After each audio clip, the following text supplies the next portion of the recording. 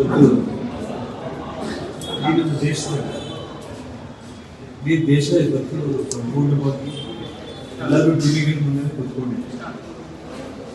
ಹರಿಯಾಣದಲ್ಲಿ ಏನಾಗ್ತದೆ, ಜಮ್ಮು ಕಾಶ್ಮೀರದಲ್ಲಿ ಏನಾಗ್ತದೆ, ಹರಿಯಾಣದಲ್ಲಿ ಕಾಂಗ್ರೆಸ್ ಪಕ್ಷ ಗೆಲುವಿನ ಇದೆ, ಭಾರಿ ದೊಡ್ಡ ಅಂತರದಿಂದ ಕಾಂಗ್ರೆಸ್ ಪಕ್ಷ ಗೆಲ್ಲುತ್ತೆ ಅಂತ ಹೇಳಿ ಎಲ್ಲ ಸಮೀಕ್ಷೆಗಳು, ಪ್ರತಿಯೊಂದು ಸಮೀಕ್ಷೆ ಕೂಡ ಕಾಂಗ್ರೆಸ್ ಪಕ್ಷದ ಪರವಾಗಿ ಹೇಳಿದ್ದಾರೆ. ಆದರೂ ಕೂಡ ಎಲ್ಲ ಭಾರತೀಯ ಜನತಾ ಪಕ್ಷದ ಕಾರ್ಯಕರ್ತರಿಗೆ ಸನ್ಮಾನ್ಯ ನರೇಂದ್ರ ಮೋದಿಜಿಯವರ ಒಂದು ಆಡಳಿತದ ಬಗ್ಗೆ ಇದ್ದ ಒಂದು ಗೌರವ, ಹರಿಯಾಣದಲ್ಲಿ ಬಿಜೆಪಿ ಭಾರಿ ಅಂತರದಲ್ಲಿ ದೊಡ್ಡ ಪ್ರಮಾಣದಲ್ಲಿ ಒಂದು ಗೆಲುವನ್ನು ಸಾಧಿಸ್ತಾ ಇದೆ ಅನ್ನೋದು ಸಂತೋಷದ ವಿಚಾರ. ಇಡೀ ದೇಶದ ಮೂರು ಭಾರತೀಯ ಜನತಾ ಪಕ್ಷದ ಪರವಾಗಿ ಇದೆ ಅನ್ನೋದಕ್ಕೆ ಇವತ್ತು ಹರಿಯಾಣ ಚುನಾವಣೆ ಎಲ್ಲ ಸಮೀಕ್ಷೆಗಳನ್ನು ಕೂಡ ಮೀರಿ ಭಾರತೀಯ ಜನತಾ ಪಕ್ಷ ಗೆಲ್ತಾ ಇರುವಂಥದ್ದು ಇಡೀ ದೇಶದಲ್ಲಿರುವಂಥ ಎಲ್ಲ ಕಾರ್ಯಕರ್ತರು ಕೂಡ ಒಂದು ಹುಮ್ಮಸ್ಸಲ್ಲಿರುವಂಥ ಒಂದು ವಿಚಾರ. ಅದೇ ಒಂದು ರೀತಿಯಲ್ಲಿ ಜಮ್ಮು ಕಾಶ್ಮೀರದಲ್ಲಿ ಇವತ್ತು ಕಾಂಗ್ರೆಸ್ ಪಕ್ಷ NCP ಜೊತೆಯಲ್ಲಿ ಸೇರಿ ಇವತ್ತು ಅವರು ಬಹುಮತದ ಹತ್ರ ಹೋಗ್ತಾ ಇದ್ರು ಕೂಡ ಭಾರತೀಯ ಜನತಾ ಪಕ್ಷ ಹೆಚ್ಚು ಕಡಿಮೆ 30ಕ್ಕೂ ಹೆಚ್ಚು ಸೀಟ್ಗಳನ್ನ ಈಗಾಗಲೇ ಅವರು ದಾಡ್ತಾ ಇದ್ದಾರೆ.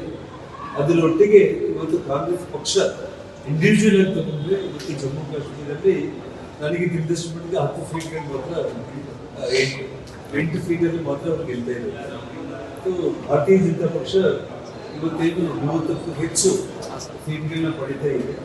ಬರುವ ದಿನಗಳಲ್ಲಿ ಜಮ್ಮು ಕಾಶ್ಮೀರದಲ್ಲಿ ಕೂಡ ಒಂದು ದೊಡ್ಡ ಪ್ರಮಾಣದಲ್ಲಿ ಬಹುಮತದಲ್ಲಿ ಭಾರತೀಯ ಜನತಾ ಪಕ್ಷ ಅಧಿಕಾರಕ್ಕೆ ಬರುವುದರಲ್ಲಿ ಯಾವುದೇ ಅನುಮಾನ ಇಲ್ಲ ಅನ್ನೋ ಮಾತನ್ನು ಹೇಳ್ತಾರೆ. ಈ ಒಂದು ಸಂದರ್ಭದಲ್ಲಿ ಇಡೀ ಕರ್ನಾಟಕ ರಾಜ್ಯದ ಎಲ್ಲ ನಮ್ಮ ಭಾರತೀಯ ಜನತಾ ಪಕ್ಷದ ಕಾರ್ಯಕರ್ತರಿಗೆ ತುಂಬಾ ಖುಷಿ ಆಗ್ತಾ ಇದ್ದಾರೆ. ಮಹಾರಾಷ್ಟ್ರ ಎಲೆಕ್ಷನ್ಗೂ ಕೂಡ ಇದು ದಿಕ್ಸೂಚಿ ಆಗುತ್ತೆ ಸರ್. ಮಹಾರಾಷ್ಟ್ರ ಎಲೆಕ್ಷನ್ಗೂ ಕೂಡ ಇದು ಖಂಡಿತವಾಗ್ಲೂ ಕೂಡ ಇವತ್ತು ನಮಗೆ ಕೂಡ ಹರಿಯಾಣ ಚುನಾವಣೆ ಬಗ್ಗೆ ಸಮೀಕ್ಷೆಗಳು ಅದರ ಒಂದು ಪೂರ್ತಿ ತಲೆ ಕಡೆಗಾಗಿದೆ. ಅದೇ ಒಂದು ರಿಸಲ್ಟ್ 100ಕ್ಕೆ 100 ಮಹಾರಾಷ್ಟ್ರದಲ್ಲಿ ಕೂಡ, ಯಾಕೆಂದ್ರೆ ಶಿವಸೇನಾ ಪಾರ್ಟಿ ಆ ಪಕ್ಷದ ಕಾರ್ಯಕರ್ತರು ಭಾರತೀಯ ಜನತಾ ಪಕ್ಷದ ಜೊತೆ ಇರುವಂಥ ಹೊಂದಾಣಿಕೆ ಯಾವುದೇ ಕಾರಣಕ್ಕೂ ಕೂಡ ಕಾಂಗ್ರೆಸ್ ಪಕ್ಷದ ಜೊತೆ ಹೊಂದಾಣಿಕೆ ಪ್ರಶ್ನೆ ಬರಲಿಲ್ಲ. ಹಾಗಾಗಿ ಮಹಾರಾಷ್ಟ್ರದಲ್ಲಿ ಕೂಡ ಭಾರತೀಯ ಜನತಾ ಪಕ್ಷ ಒಂದು ಬಲದಲ್ಲಿ ಅಧಿಕಾರಕ್ಕೆ ಬರೋದ್ರಲ್ಲಿ ಎರಡು ಮಾತು.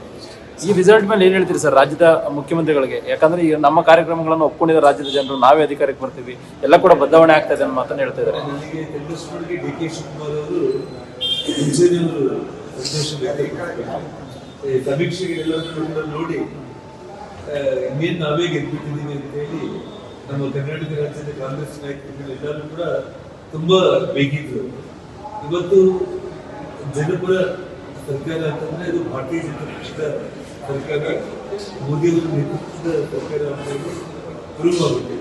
ಸೊ ಕರ್ನಾಟಕದಲ್ಲಿ ಕೂಡ ಜನರು ಈ ಒಂದೇ ಒಂದು ವರ್ಷದಲ್ಲಿ ಅವ್ರಿಗೆ ತುಂಬಾ ಬೇಸತ್ತವಾಗಿದೆ ಕಾಂಗ್ರೆಸ್ ಪಕ್ಷದ ಬಗ್ಗೆ. ಸೊ ಹಾಗಾಗಿ ಇವರ ಸ್ಕ್ಯಾಮ್ಗಳಾಗಿರ್ಬೋದು, ಇವರ ನಡವಳಿಕೆ, ಇವರ ಆಡಳಿತದ ಬಗ್ಗೆ ಜನರು ತುಂಬಾ ಬೇಸರಿದ್ದಾರೆ.